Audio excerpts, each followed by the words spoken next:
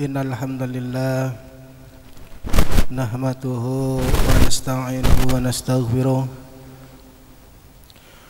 wa na'udzu billahi min shururi anfusina wa min sayyiati a'malina. May yahdihillahu fala mudilla lahu wa may yudlil fala hadiya lahu. Asyhadu an la ilaha illallah wahdahu la syarika lah wa asyhadu anna Muhammadan abduhu wa rasuluhu la nabiyya ba'dah. Qalu subhanaka la ilma lana illa ma 'allamtana innaka antal alimul hakim. Qala Allah ta'ala fi kitabihil karim, a'udzu billahi minasyaitonir rajim. Bismillahirrahmanirrahim. Ya ayyuhalladzina amanu taqullaha haqqa tuqatih wa la tamutunna illa wa antum muslimun.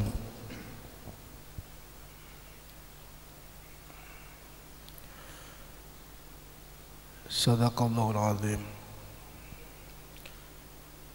Yang kami hormati para alim, para ustadz, bapak-bapak, ibu-ibu, saudara-saudara kaum muslimin yang dirahmati Allah Subhanahu wa taala.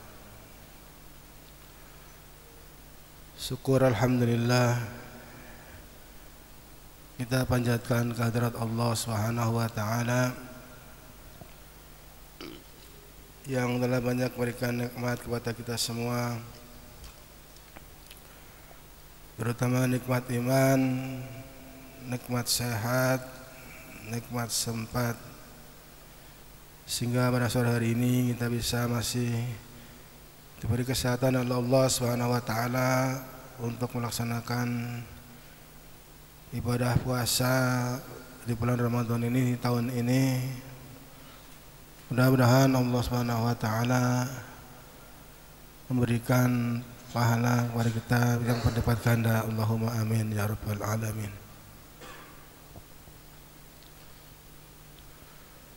Salawat dan salam semoga Allah Subhanahu wa taala lalu melimpahkan rahmatnya pada junjungan kita Nabi Agung Nabi Muhammad sallallahu alaihi wasallam beserta keluarga-keluarga beliau, sahabat-sahabat beliau, dan tentunya kita umat Islam yang senantiasa mengharapkan syafaat dari Nabi kita. Mudah-mudahan kita tergolong umatnya yang mendapatkan syafaat dari beliau. Amin ya rabbal alamin. Hadirin kaum muslimin yang dirahmati Allah Subhanahu wa taala. Pada sore hari ini marilah kita bersama-sama sedikit untuk mengkaji tentang agama kita, tentang ilmu agama, terutama agama Islam, di mana pada dasarnya kita beragama itu harus mempunyai dasar atau harus diilmuni. Hadirin kaum muslimin yang dirahmati Allah Subhanahu wa taala.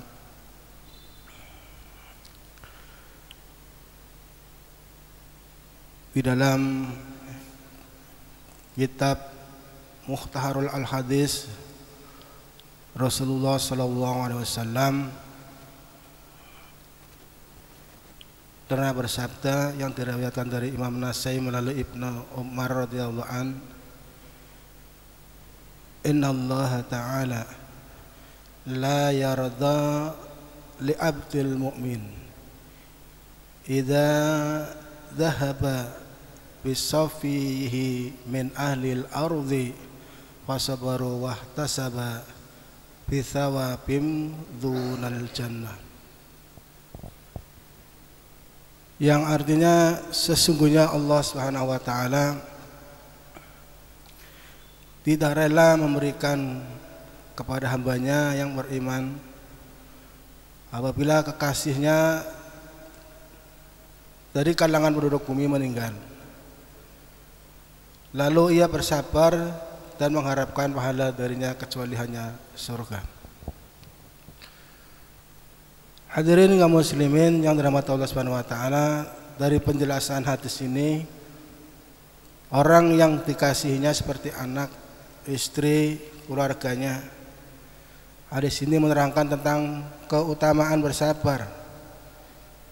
Sewaktu tertimpa musibah, ini dijelaskan dalam hadis ini, yaitu musibah ketika ada keluarga kita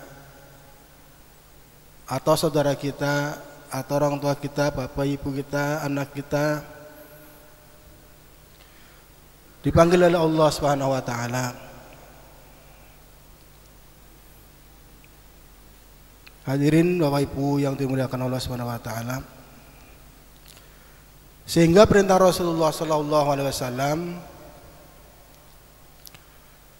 ketika ada keluarga kita, sanak saudara kita yang telah dipanggil oleh Allah Subhanahu wa taala, yaitu dengan namanya kematian, maka kunci yang pertama yaitu untuk tetap bersabar. Sebab bagaimanapun juga kita menyesali ketika keluarga kita dipanggil oleh Allah, ditangisi sampai berapa hari, tetap kita akan kembali. Dan kita memang harus sudah siap. Ketika Allah Subhanahu wa taala memang sudah banyak sekali dijelaskan dalam Al-Qur'an bahwa setiap yang mempunyai nyawa itu pasti akan mati. Kullu nafsin dha'iqatul maut. Memang kalau sekedar ucapan-ucapan yang kita lakukan, kita sampaikan kepada para hadirin semuanya, mungkin banyak sekali yang kalau keimanan tidak kuat mesti mengatakan, coba kalau itu terjadi nang awake sampean, mesti ngomong seperti itu. Oleh karena itu, untuk mengantisipasi seperti itu, ketika terjadinya musibah, ini musibah bukan cuma kematian saja, Pak. Bisa bencana alam, tanah longsor. Kita kembalikan kepada bahwa itu semuanya adalah kehendak Allah Subhanahu wa taala. Alladzina idza asabathum musibah qalu inna lillahi wa inna ilaihi raji'un. Ini Rasulullah sallallahu alaihi wasallam memberikan pandangannya bahwa semua yang terjadi di muka bumi adalah semuanya kehendak Allah Subhanahu wa taala. Kalau kita sudah bisa menerapkan kesabaran-kesabaran seperti ini, jaminan Allah adalah bisawabim tunal jannah, kecuali adalah hanya surga Allah Subhanahu wa taala. Jadi tidak ada penyesalan ketika keluarga kita dipanggil oleh Allah Subhanahu wa taala, kemudian kita sampai mencaci maki sendiri-sendiri. Kadang-kadang ada yang ketika anaknya dipanggil Allah Subhanahu wa taala, saya pernah melihat seperti itu. Menyesalnya bukan main, Pak. Jadi sampai dia mengatakan, kenapa sih yang dipanggil itu anak saya, enggak saya saja? Itu saya pernah alami seperti itu, pernah lihat seperti itu. Bahkan sampai mencakar-cakar rambutnya sendiri, sama cakar-cakar itu. Yang akhirnya itulah yang namanya tradisi orang jahiliyah dulu, meratapi semuanya. Jadi tidak terima dengan ketentuan Allah Subhanahu wa taala. Dia lupa qada dan qadarnya Allah Subhanahu wa taala. Ketentuan Allah tidak bisa dipungkiri. Artinya kita harus terima tidak terima ya harus menerima bahwa semua yang kehidupan kita di dunia ini ya semuanya adalah dari Allah semua. Baik rezeki maupun kematian, usia kita itu sudah ditentukan ketika kita belum dilahirkan masih dalam rahim seorang ibu. Itu sudah ditentukan rezekinya sekian, meninggalnya sekian, itu sudah ditentukan semuanya. Makanya kemarin ada orang yang dipanggil dalam kondisi anaknya masih kecil, Pak. Saya katakan kalau dengan kemarin anak itu yang dipanggil oleh Allah belum diakikohi kemudian meninggal, itu tidak berikan syafaat, Pak. Dan alhamdulillah pada saat anak itu dilahirkan, karena saya menyaksikan sendiri, dan pada saat itu saya yang memimpin doa untuk akikoh, sehingga alhamdulillah orang tuanya harus bangga. Itu jalan terbaik bagi mereka yang mempunyai anak kecil belum dipanggil oleh Allah Subhanahu wa taala tapi sudah diakikohi. Makanya kekhawatiran yang Nabi sampaikan, kalau anak kecil yang belum diakikohi kemudian dipanggil Allah dalam keadaan belum balik, itu tidak bisa memberi syafaat walaupun belum balik. Tetapi ketika sudah akikohi, jaminan untuk bisa memberikan syafaat kepada kedua orang tuanya. Dan saya sudah tahu persis karena saya sendiri yang menyampaikan doanya ketika anak itu diakikohi. Hadirin kaum muslimin yang dirahmati Allah Subhanahu wa taala. Jadi hanya sabar yang diterapkan oleh Rasulullah sallallahu alaihi wasallam ketika ada keluarga kita yang terkena musibah, semuanya kita kembalikan bahwa apa yang kita miliki semuanya adalah milik Allah Subhanahu wa taala. Tinggal kita selalu mendoakan saja kepada keluarga-keluarga kita yang telah wafat dengan doa-doa yang telah dijelaskan dalam Al-Quran maupun Al-Hadis. Oleh karena itu, monggo bapak-bapak yang merasa keluarganya sudah ada yang meninggal, tetap harus mendoakan, karena pada dasarnya ada prinsipnya orang yang meninggal itu adalah hanya sebatas jasad, ruhnya tetap hidup. Sehingga roh yang hidup itu mengharapkan doa dari keluarganya, doa dari teman-temannya, doa dari papanya kalau itu yang meninggal anaknya, doa dari anaknya apabila yang meninggal papanya. Jadi jangan dianggap itu amalan yang menyesatkan atau kadang-kadang ada yang mau mendoakan, karena berprinsip bahwa semua amal anak Adam terputus kecuali 3 itu yang sudah jelas. Bapak Ibu kaum muslimin yang dirahmati Allah Subhanahu wa taala, kalau kita ngaji Al-Quran atau hadis dari tahun ke tahun, itu akan menjumpai sama keterangan-keterangan yang ada di dalam Al-Quran yang disampaikan para ulama ya seperti itu. Bahkan saya pernah ngaji 4 kali ngaji hadisnya yang diterangkan itu semua. Ngaji kuliah subuh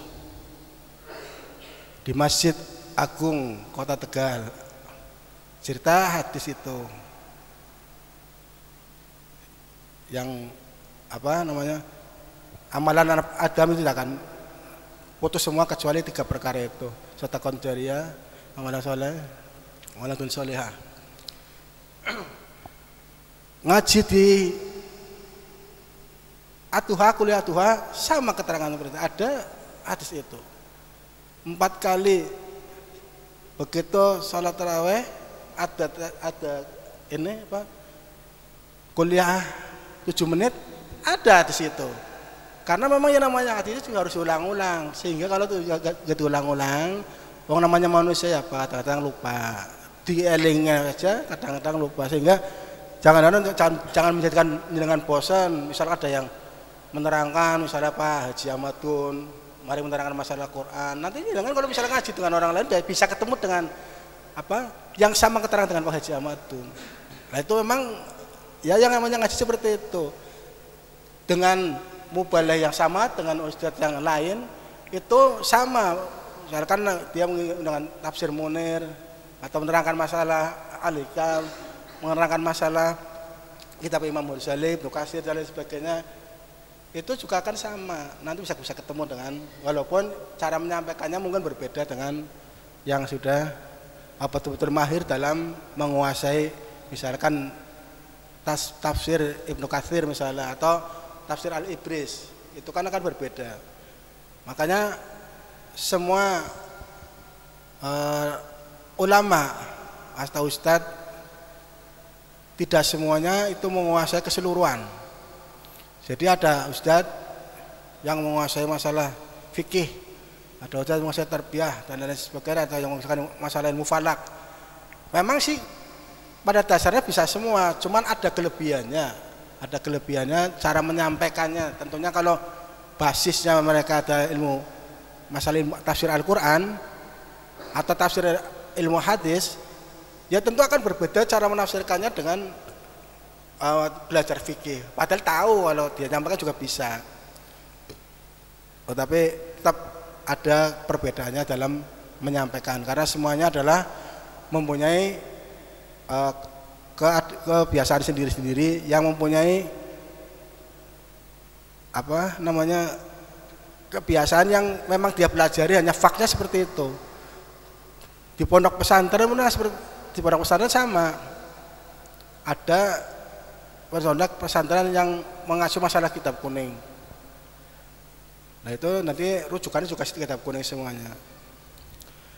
Hadirin kaum muslimin yang dirahmati Allah Subhanahu wa taala, jadi tadi yang saya sampaikan bahwa kesabaran yang disampaikan oleh Rasulullah yang hadisnya itu diriwayatkan oleh Imam Nasai melalui Ibnu Umar, diperintahkan oleh Nabi bahwa ketika kita menghadapi saudara-saudara kita, keluarga kita yang meninggal, maka harus bersabar karena semuanya adalah ketentuan dari Allah Subhanahu wa taala.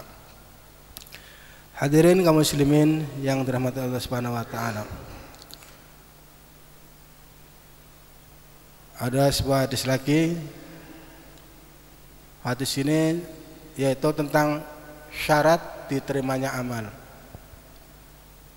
Hadis ini diriwayatkan Nasai melalui Abi Umamah. Inna Allah Ta'ala la yaqbalu minal amali illa ma kana lahu khalisan wa btu'iha fihi wajhuhu.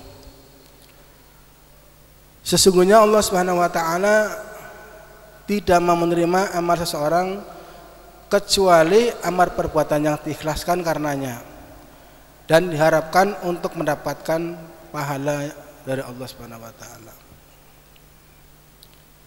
Ini amal syarat yang harus dipenuhi ketika kita mau melaksanakan amalan.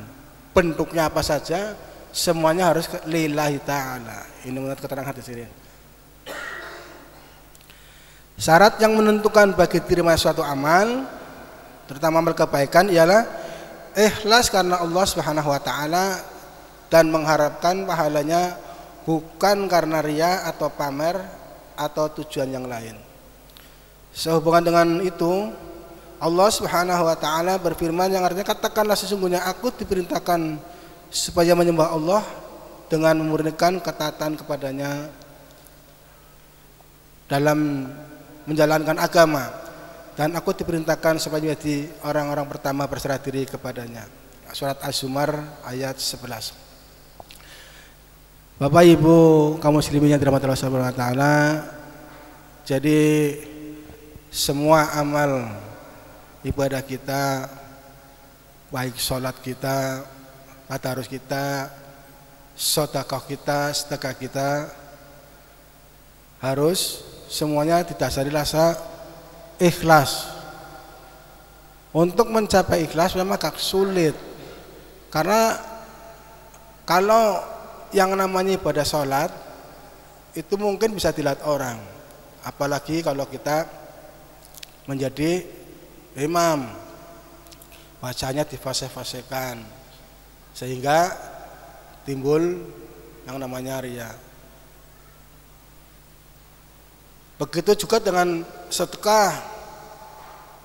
Sedekah pengennya dikasihkan kepada pengurus masjid, minta diumumkan. Saya sedekah sekian dia timur ria. Tapi ini boleh Pak. Ini boleh misalkan Mas Ilham ngasih kepada pengurus masjid. Saya mau nyumbang Ustaz uang sekitar 2 juta. Pahalanya untuk almarhum bapak saya sama ibu saya dan semua ahli kubur saya. Kemudian saya disampaikan kepada saya dan saya umumkan di masjid. Itu tidak apa-apa, boleh. Yang penting jenengan itu memang keniatannya sudah diikhlaskan dulu sebelum disampaikan kepada saya. Masalah pandangan orang nanti, wala 2 juta petit umumna, itu lain perkara. Yang penting dengan. Jadi tidak masalah. Jadi apa? Diumumkan. Tujuannya apa? Tujuannya untuk menarik kepada mereka yang belum mau berinfak atau bersedekah. Jadi boleh, tidak apa-apa. Kan yang nyumbang jenengan. Saya ya tahunnya jenengan nyatakan dalam hati, saya sudah niat. Masalah orang mengatakan, oh ya, tidak usah diperbolehkan. Yang penting sekali lagi kalau ada bapak-bapak yang bersedekah, tolong diniati. Diumumkan tidak apa-apa. 5 juta, pas 10 juta per masjid, bukan ria, dan boleh tidak apa-apa. Kemudian masalah haji pun sama, bisa timbul ria, kecuali satu tuh Pak, amalan yang tidak akan ria apa Pak? Puasa. Karena puasa nggak tahu ya Pak. Yun saya jenengan apa maning bojone ngomah ya Pak. Kalau jenengan sholat duhur terus berwudu di tempat wudu, waktu kumur jenengan korupsi sedikit kan nggak tahu ya Pak. Ada yang tahu kan? Iya, kenapa nggak dilakukan? Karena keyakinan kita bahwa sekecil apapun kita melakukan itu akan dilihat oleh Allah Subhanahu wa taala. Itu cuma puasa toh. Maka Allah Subhanahu wa taala katakan kan, puasa untukku dan aku yang akan memberikan ganjarannya. Tidak ada keterangan bahwa puasa kepada dia kan tidak ada. Hanya pokoknya puasa itu untukku. Jadi kata yang ngerti. Kalau haji, zakat, infak, taong, sholat itu masih bisa menimbulkan rasa riya. Hadirin kaum muslimin yang dirahmati Allah Subhanahu wa taala. Mari kita menjelang akhir-akhir bulan Ramadan ini, pertama masih tanggal 17 Ramadan, kita masih panjang untuk melaksanakan puasa Ramadan bulan yang ke-3, nanti ada ketemuan tanggal 21. Nanti ada malam Lailatul Qadar, tapi jangan berpandangan bahwa yang namanya Lailatul Qadar harus malam ganjil apa. Semuanya adalah ada ketentuannya. Jadi monggo jenengan puasa saja, sini qiyamul lail. Enggak usah qiyamul lail Lailatul Qadar tanggal genap. Harus ganjil 21, 23, 25, 27 ya enggak ada ketentuan seperti itu. Ya ada yang mengatakan ya harus malam ganjil, terserah itu. Tapi jelas pada saat pernah ada keterangan dari seorang ulama ya enggak, Lailatul Qadar itu ya bisa 1 Ramadan sampai kapan itu, sampai akhir Ramadan itu ada semuanya. Dan ada syarat-syaratnya. Karena itu kepada bapak-bapak, ibu-ibu yang masih diberi kesempatan umur panjang untuk bisa tetap beramal sampai selesainya bulan suci Ramadan. Demikian Bapak Ibu yang perlu saya sampaikan, walaupun sedikit. Jadi tadi yang saya sampaikan ada hadisnya tentang pahala bagi orang-orang yang sabar, yaitu jaminan Allah Subhanahu wa taala dunal jannah, yaitu surga. Kemudian hadis yang kedua tentang amal apabila ingin diterima oleh Allah Subhanahu wa taala, syaratnya adalah beramal dengan keikhlasan dan tentunya dengan hasil atau misalkan uang dengan uang yang halal. Demikian Bapak yang saya sampaikan, kurang lebihnya mohon maaf udah kesampaian, dan mudah-mudahan Allah Subhanahu wa taala memberikan kesehatan kepada kita semua, jadikan anak-anak kita menjadi anak-anak yang soleh dan solehah. Allahumma amin ya rabbal alamin. Asyhadu an la ilaha illallah astaghfirullah. Nas'aluka al-jannata wa na'udzubika minan nar. Asyhadu an la ilaha illallah astaghfirullah. Nas'aluka al-jannata wa na'udzubika minan nar. Asyhadu an la ilaha illallah astaghfirullah. Nas'aluka al-jannata wa na'udzubika minan nar. Allahumma innaka 'afuwun tuhibbul 'afwa fa'fu 'anna. Allahumma innaka 'afuwun tuhibbul 'afwa fa'fu 'anna. Allahumma innaka 'afuwun tuhibbul 'afwa fa'fu 'anna ya karim. A'udzu billahi minasyaitonir rajim. Bismillahirrahmanirrahim. Allahumma shalli wa sallim ala sayyidina wa habibina wa syafiina wa qurrati a'yunina maulana Muhammad. Alhamdulillahirabbil alamin, hamdan syakirin hamdan na'imin hamdan yuwaffi wa yukafi mazidah. Ya rabbana lakal hamdu kama yanbaghi li jalali wajhika wa 'azimi sultanik. Rabbana zalamna anfusana wa lam taghfir lana wa tarhamna lanakunanna minal khasirin. Allahumma arina haqqan haqqan warzuqna ittiba'ah wa arina batila batilan warzuqna ijtinabah. Rabbi ighfir li wa li walidayya warhamhuma kama rabbayana shaghira. Rabbi hab li minas shalihin, Rabbi hab li minas shalihin, Rabbi hab li minas shalihin. Rabbana hab lana min azwajina wa dhurriyyatina qurrata a'yun waj'alna lil muttaqina imama. Rabbana atina min ladunka rahmatan wa hayyi lana min amrina rasyada wa atina al-jannata wal abrar ya aziz ya ghaffar ya rabbal alamin. Rabbana atina fid dunya hasanah wa fil akhirati hasanah wa qina adzabannar. Wa sallallahu alaihi Muhammadin wa ala alihi washabihi wasallam. Subhana rabbika rabbil izzati amma yasifun wa salamun alal mursalin walhamdulillahi rabbil alamin. Assalamualaikum warahmatullahi wabarakatuh.